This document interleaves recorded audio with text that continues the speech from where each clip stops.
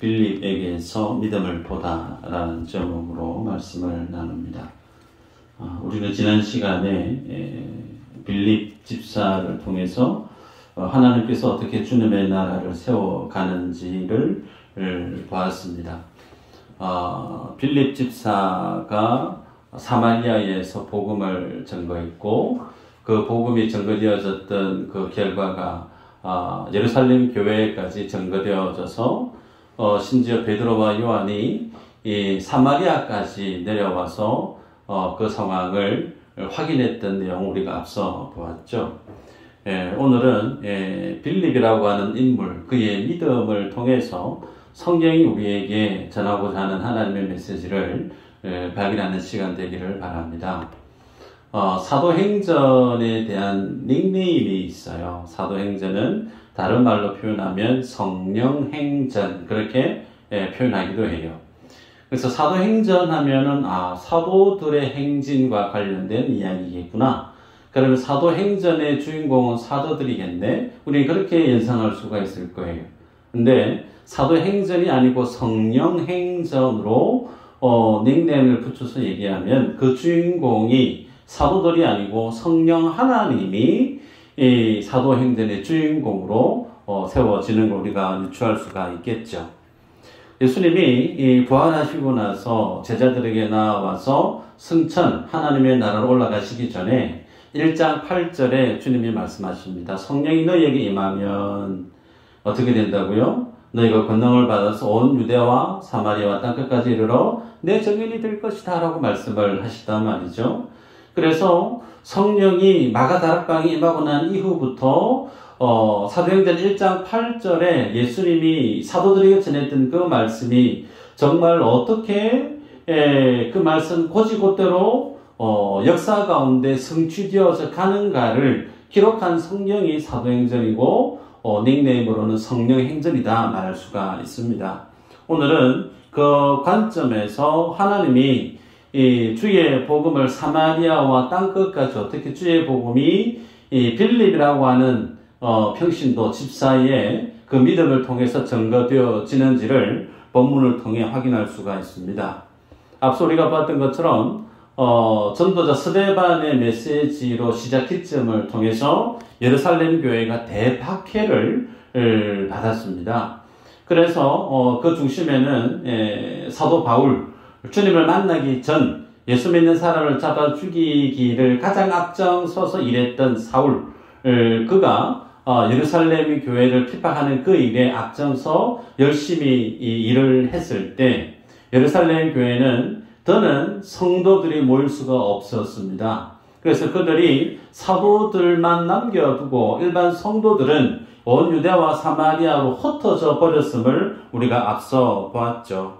그래서 평신도에 의해서 흩어졌던 빌립이라는 인물을 통해서 사마리아의 복음이 전거되어졌습니다. 우리가 알 수 있었던 그리고 알아야 될 내용은 평신도 빌립을 통해서 주님이 사마리아와 온 유대와 땅끝을 향해서 복음을 전하고 있다는 사실이에요. 사도들, 예를 들어서 베드로나 야고보나 요한을 통해서 사마리아에 직접적으로 그들이 가서 복음을 전한 것이 아니고 그들은 여전히 예루살렘 교회에 있습니다.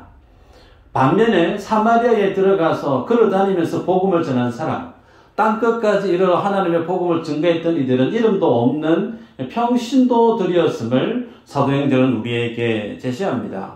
그래서 그들이 어떻게 사마리아와 땅끝을 향해 복음이 증거되어지게끔 그들이 하나님 앞에 쓰임받을 수 있었을까?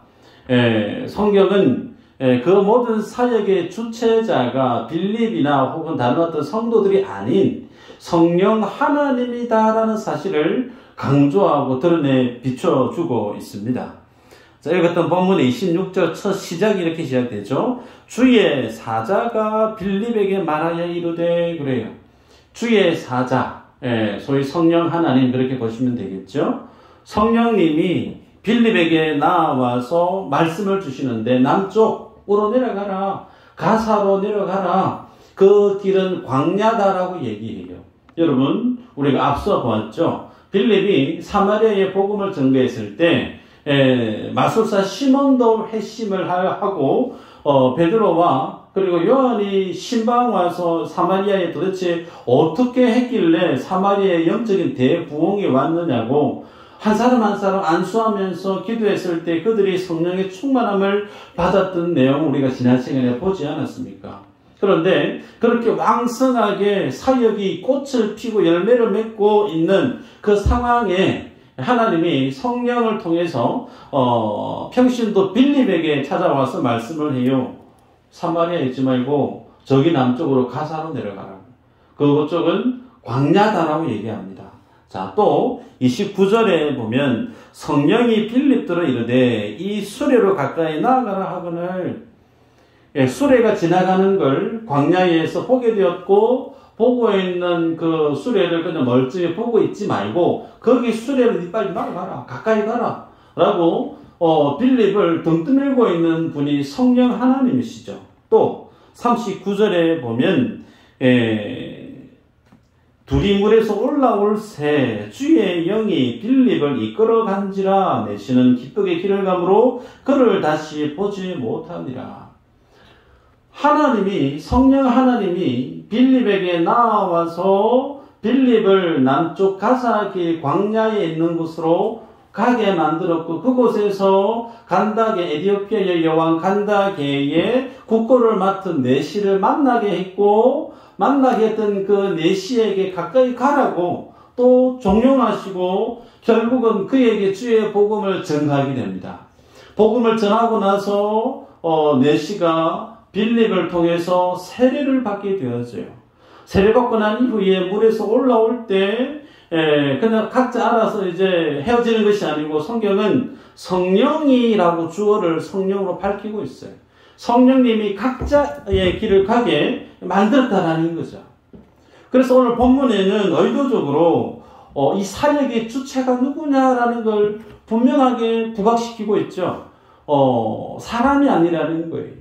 이 사역의 주체자가 성령 하나님임을 계속해서 반복적으로 성경 독자들에게 비춰주고 있다는 사실이죠. 자, 그러면 그렇게 성령에 쓰임받고 있는 전도자, 평신도, 빌립 집사의 이 믿음은 어떤 믿음인가? 한번 따라할까요? 나의 믿음이 복음이 되게 하라. 네. 한 분이 주무시려고 폼을 잡아서 나의 믿음이 복음이 되게 하라. 여러분, 첫 번째 대지 말씀이에요.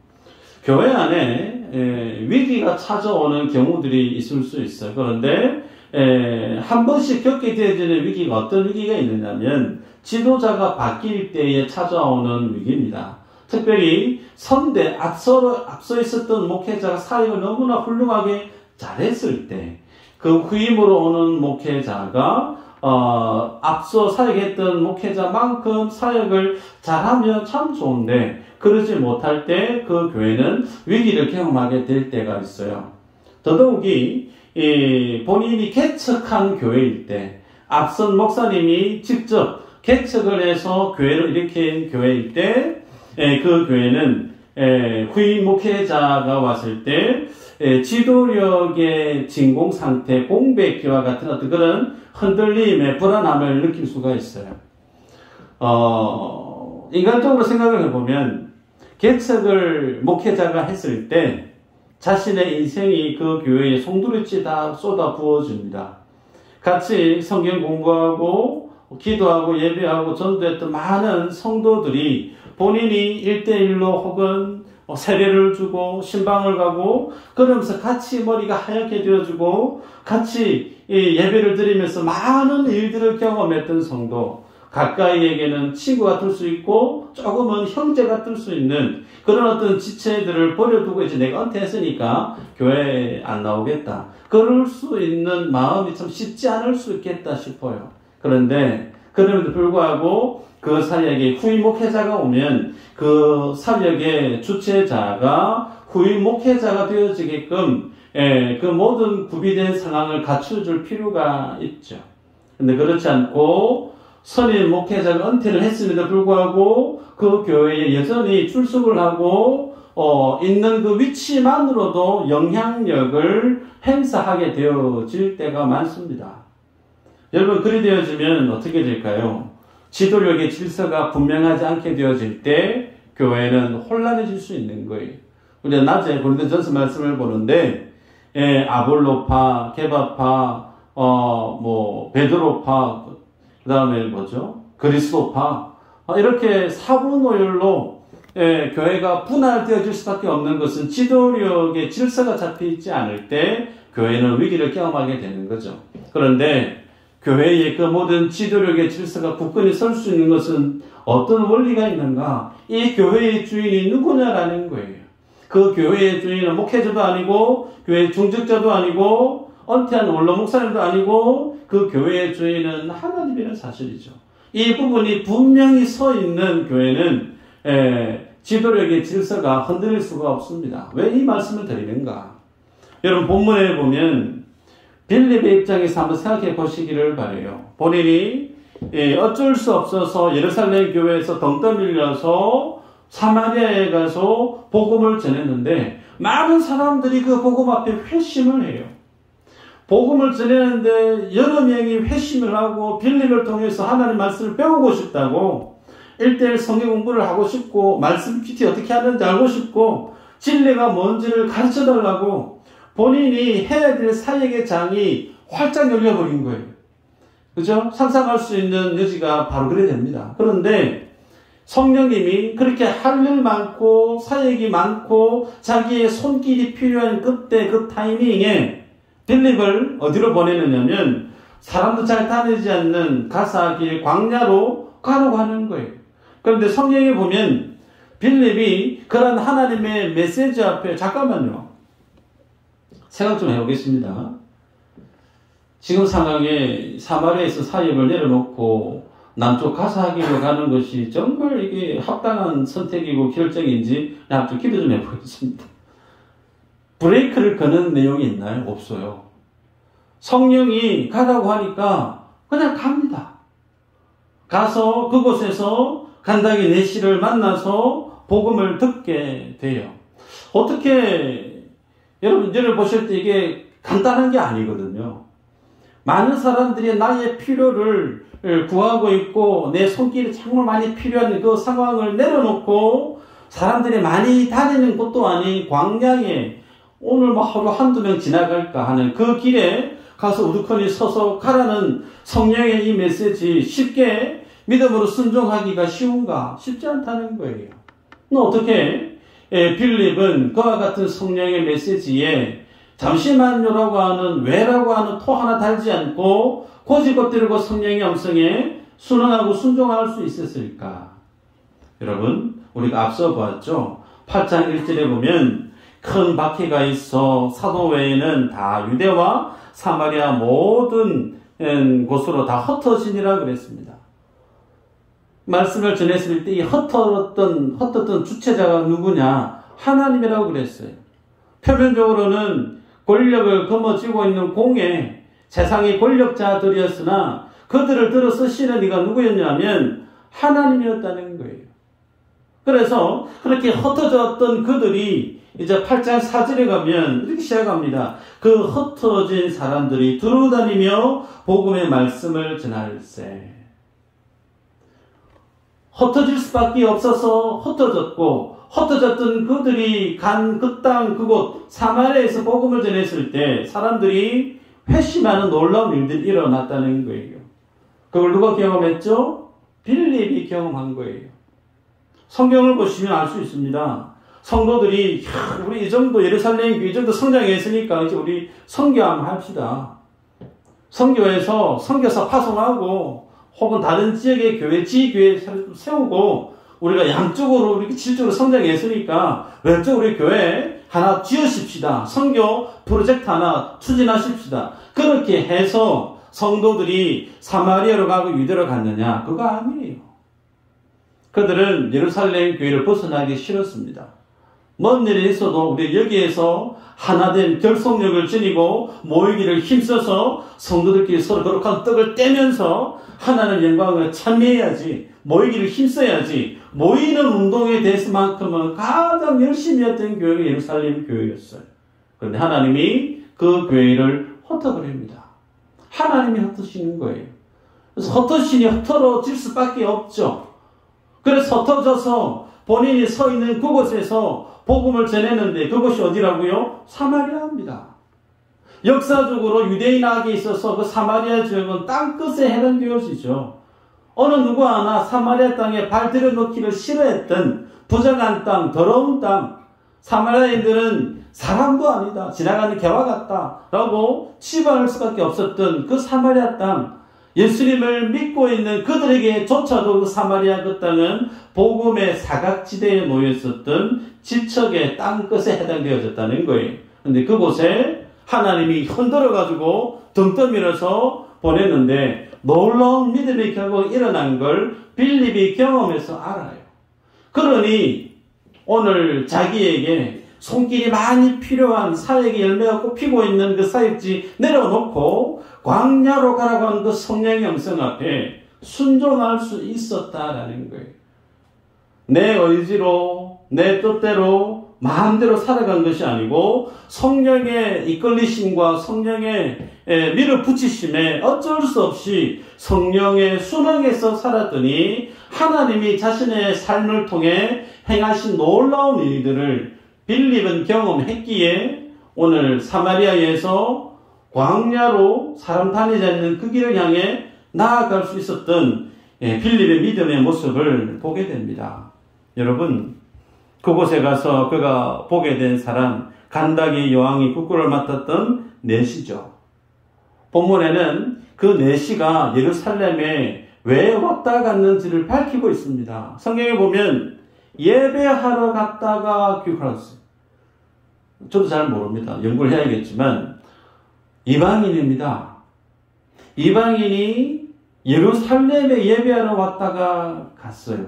도대체 그들은 이 내시는 어떻게 하나님을 알게 되어졌을까 몹시 궁금한데 그랬던 그를 오늘 본문에 빌립이 만나게 되죠. 자, 그러면서 29절에 성령이 빌립들을 이르되 이 수레로 가까이 나아가라.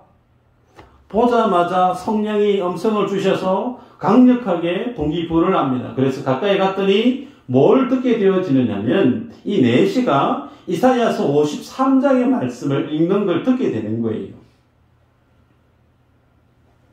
여러분, 이사야 53장은 예수님께서 십자가에서 고난받으시는 내용을 고난받는 종의 노래 그렇게 불리기도 하는데 십자가를 지시는 예수님의 사역을 기록하고 있는 성경이에요.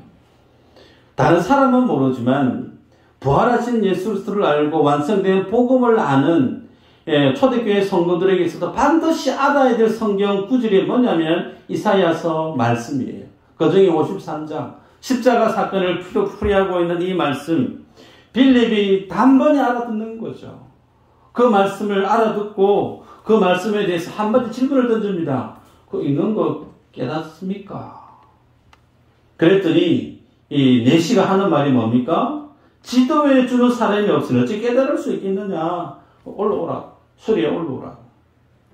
여러분, 이 빌립, 간당의 내시가 하는 이 말, 지도해 주는 사람이 없으니 어찌 깨달을 수 있느냐? 우리들은 삼자 입장에서 보고 있으니까, 그런 말이구나 여겨지겠지만, 빌립의 입장에서는 이 말을 들었을 때 아마 전율이 있지 않았을까? 자기 속에는 궁금했을 거예요. 왜 하나님이 나를 이 광야로 보내시냐고. 바빠 죽겠는데, 할 일도 많은데, 도대체 뭔 일이 있기에 나를 이것을 보냈을까? 하나님의 의도가 뭘까? 명쾌하지 않고, 투명하지 않고, 잘 모르겠던 어떤 자기의 불안한 어떤 그 사역에 대한, 갈팡질팡하는 그 마음이, 이 내시가 던진 이 말 한마디에 명쾌하게 꿰뚫어 버리는 거예요. 지도해주는 사람이 없으면 이거 어떻게 알겠노? 올라와서 좀 가르쳐도. 이 말 한마디에 성령께서 자기에게 왜 광야로 가라고 했는지에 대한 하나님의 뜻하심을 단번에 캐치하게 되어지는 과정을 빌립이 경험하게 되어지죠. 여러분 상상해 보시길 바랍니다. 성경에 읽고 싶은 성경 구절이 얼마나 많아요. 그죠? 그런데 그 성경 구절을 간대교의 내시가 읽고 있습니다. 그런데 재밌는 것은 읽고 있는 성경이 히브리어로 되어 있을 거예요. 이방인입니다. 이방인이 히브리어를 읽을 수 있다. 쉽지 않은 겁니다. 더더욱이 읽고 있는 그 내용이 본인이 이해가 되어지는 재미라도 있죠. 그런데 읽고 있는 그 내용을 자기가 읽으면서 이게 뭔 말인지 몰라요. 그리고 이 사람의 직업이 뭐라고요? 내시입니다. 여러분, 유대인이 이방인을 접촉해서 만나는 것도 쉽지 않아요. 그죠? 그런데 이방인을 뛰어넘은 이 사람의 직업이 뭐라고요? 내시입니다. 유대인에게 있어서 율법에 준하는 내시에 대해서 성경이 뭐라고 기록하고 있는가 한번 볼까요? 신명기 23장 1절 한번 읽어보십시다. 시작.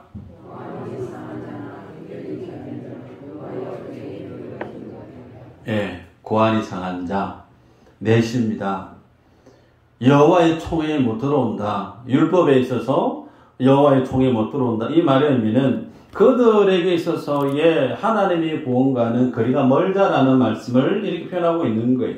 그러니 유대인 입장에서 생각해보면 간다게의 내시는 쉽게 만나기가 어려운 부류에 아예 그냥 뚝 떨어져 있는 복음과 전혀 무관한 사람으로 취급받을 수 있는 위치에 있는 사람인데 그 사람을 하나님이 광야에 세팅을 시켜놓는 거예요. 그리고 그를 만나가기 위해서 주님이 빌립을 그 똑같은 시간에 그 자리에 대기시켜 놓은 거죠. 그러면서 많고 많은 성경 중에 빌립이 들으면 단번에 이해할 수 있는 이사야 53장 말씀을 펼쳐지게 만든 거죠. 그러면서 주거니 받거니 하면서 그에게 주의 복음을 전하게 되는 것을 보게 되죠. 인간의 입장에서 보면 우연이다 말할 수 있을 거예요.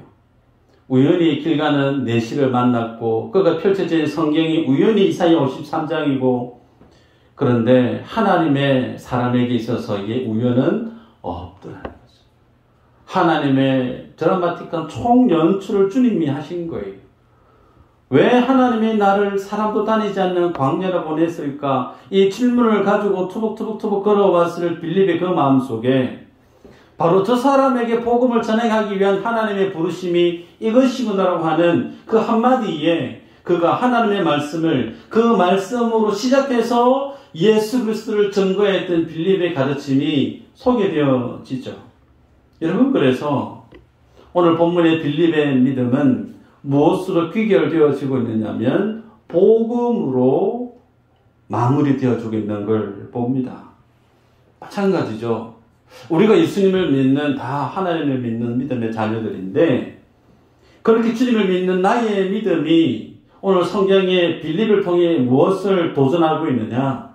내 믿음이 복음이 되게 하라는 거예요.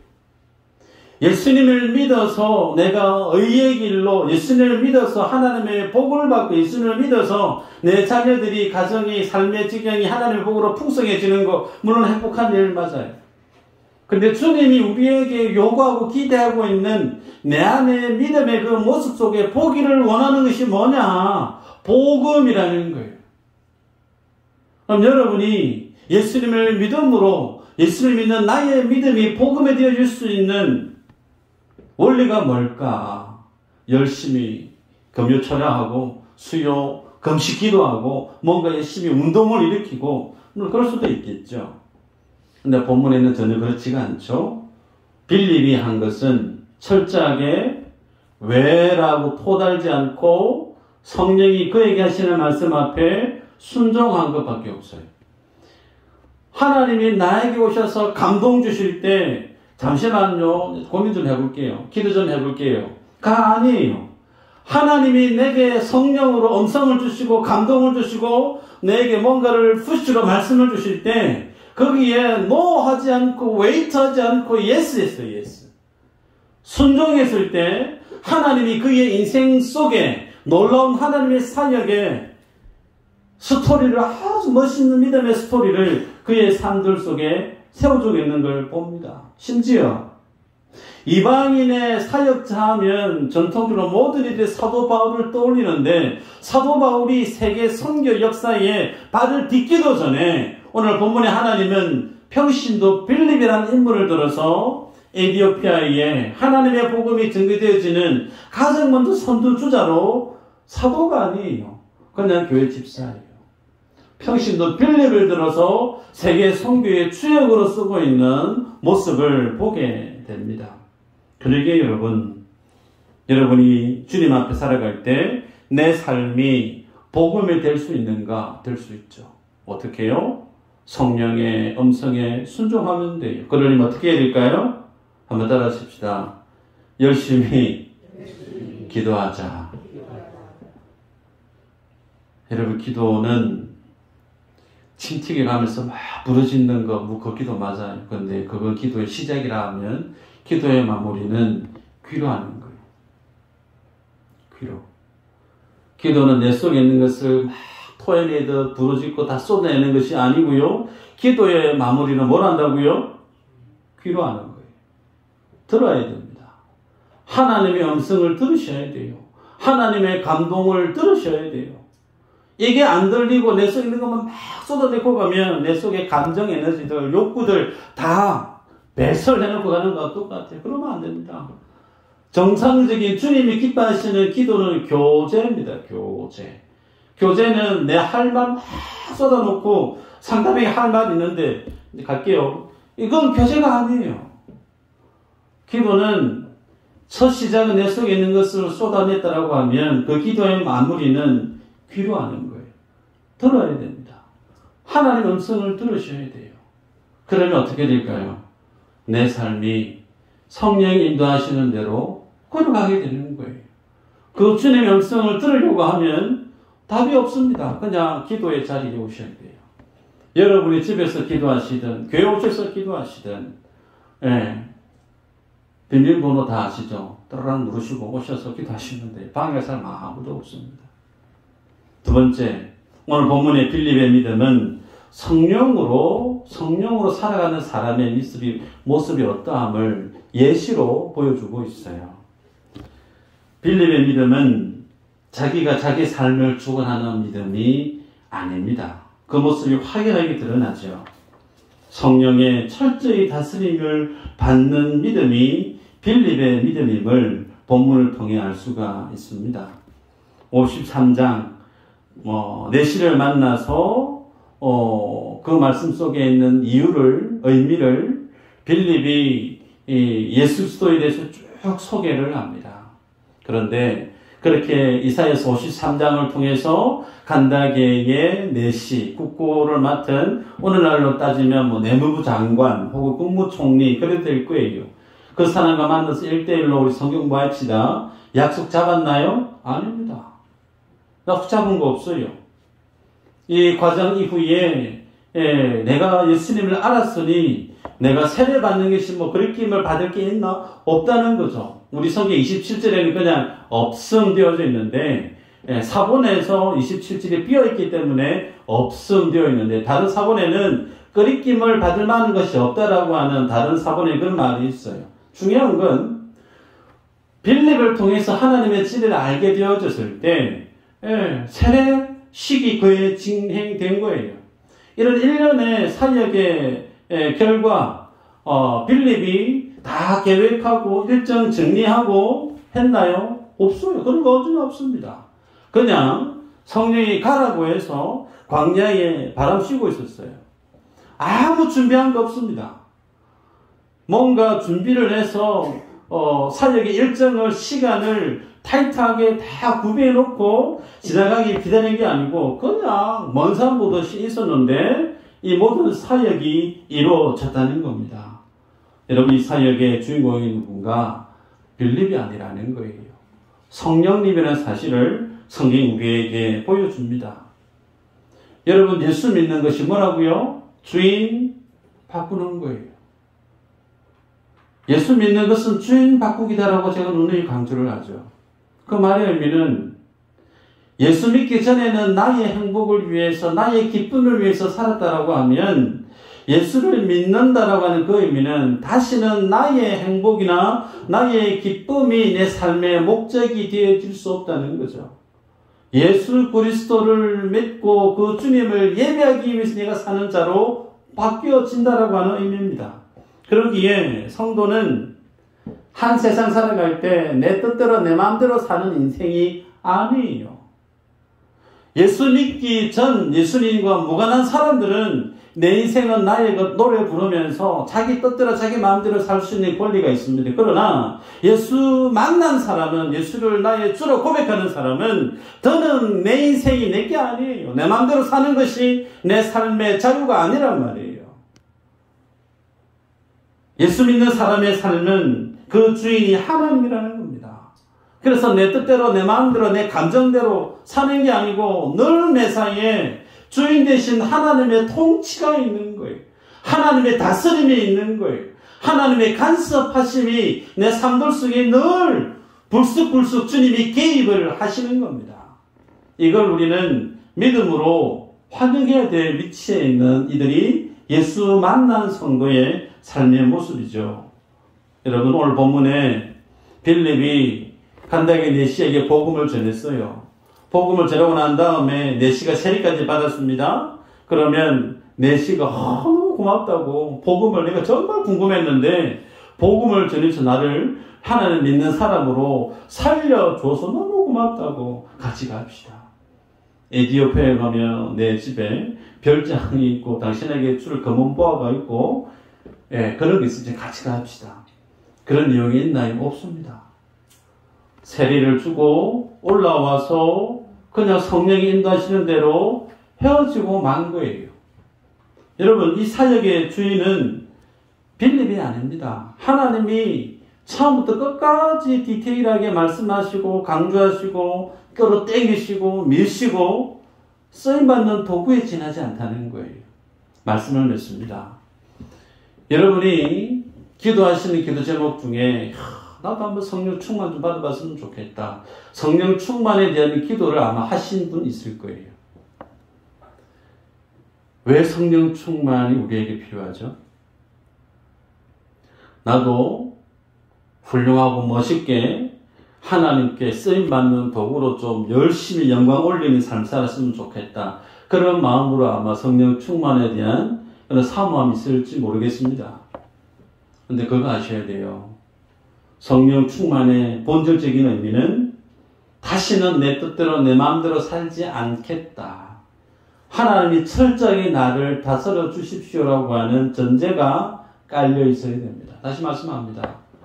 성령 충만은 내 마음, 내 뜻대로 살려는 것을 포기해야 되는 거예요. 성령 충만해지면 전적으로 하나님의 뜻대로 내 인생을 하나님 마음대로 들어서시는 거예요. 거기에 나를 던지는 것이 뭐라고요? 성령 충만의 실제 삶의 모습입니다. 사도들이 예수님으로부터 은혜를 받고 성령 충만해서 한 세상 폼나게 호의호식하고 편한 세상 살다간 주님의 제자들이 있나요? 없습니다. 사도들이 손을 얹고 기도했을 때 수많은 표적들이, 기적들이 일어났습니다. 그럼에도 불구하고 그 모든 교회를 세웠던, 하나님이 귀하게 쓰임받았던 모든 사도들이 다 하나같이 순교의 삶을 살다 갔습니다. 성령 충만은 내 뜻대로, 내 마음대로, 내 감정대로 살고자 하는 것과 정면으로 대치되는 믿음의 대척 지점에 있는 거예요. 그러니까 여러분이 주님 앞에 내가 성령 충만하게 살기를 원한다라고 하면 여러분은 주님 앞에 전제를 인정하셔야 돼요. 나는 내 뜻대로 이제 사는 것을 포기한 사람입니다. 주님 뜻대로 쓰십시오. 주님 마음대로 들어 쓰십시오. 내 건강도, 내 시간도, 내 물질도 주님 마음대로 하시라. 어떻게 쓰시든 나는 주님께 쓰임받으면 그것이 내 인생의 가장 행복입니다. 이런 어떤 믿음에 자기의 내려놓음이 있는 자만이 성령 충만에 대한 강구를 할 수가 있어요. 스스로에게 질문해 보시길 바랍니다. 나는 내 뜻대로 살고 싶은 마음이 크십니까? 아니면 주님 뜻대로 살고 싶은 마음이 크세요? 양 목사는요, 내 뜻대로 살고 싶어 마음이 가득합니다. 내 뜻대로, 내 감정대로. 예. 근데 주님이 제자들에게 너희들 일로 와봐. 기도는 이렇게 하는 거야. 주님이 주기도문을 가르쳐 주시죠. 아버지의 뜻이 어떻게 해요? 하늘에서 이루어진 것 같이 땅에서도 이루어지이다. 하나님은, 예수님은 우리에게 하나님의 뜻을 구하는 삶을 살게 기도해라 라고 얘기해요.